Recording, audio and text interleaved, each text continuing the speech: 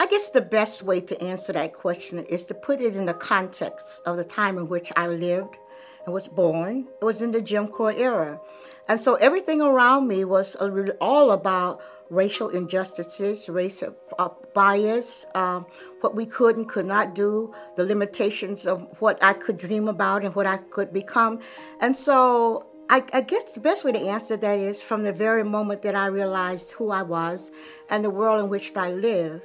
It was all about the fact that I was Black, and the world had some kind of definition about what that meant.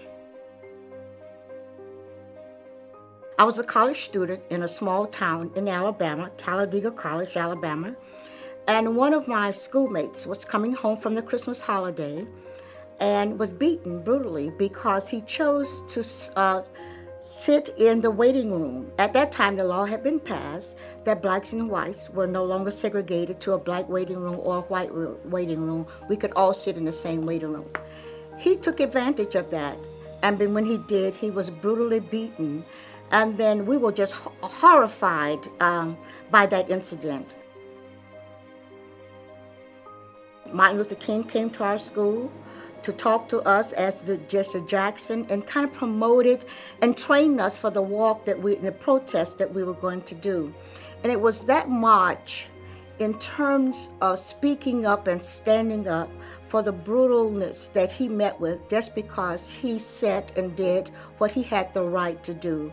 And it was at that moment that I recognized that if I wanted the world to change, if I wanted the world to see me differently, to see all of us differently as Black people, that I had to do my part. And so I gathered with my classmates and my college mates, and we marched and we protested. And that was, I think, the beginning that really pushed me forward to saying that I've got to speak up, stand up, and be a voice for change.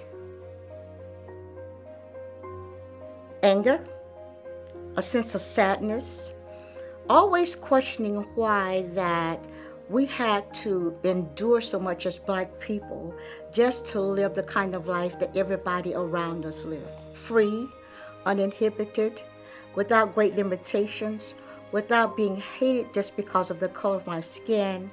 And the question was always, why? Why did this happen to me as a human being individually, but collectively as my race? If we talk about changes in policies and laws, and maybe some acceptance, of course, I've seen that over time, from the Jim Crow era to my participation during the Civil Rights Movement, and in time between then and now, I absolutely have to herald and applaud some of the changes that we've made as a country and as a nation. But we haven't come as far as I would have hoped we have come. In fact, in some ways, I think we retrogressed. Unfortunately and sadly, we're having to repeat and repair some of the things that I thought over my lifetime had changed. But we've still got a long way to go and a lot to accomplish. And I think it has to begin, of course, with laws and regulations and legislation and all of that. But I think it begins with the human heart and mind, understanding that we're all human beings and that we all ought to have the same rights and responsibilities, because I think responsibilities go along with rights.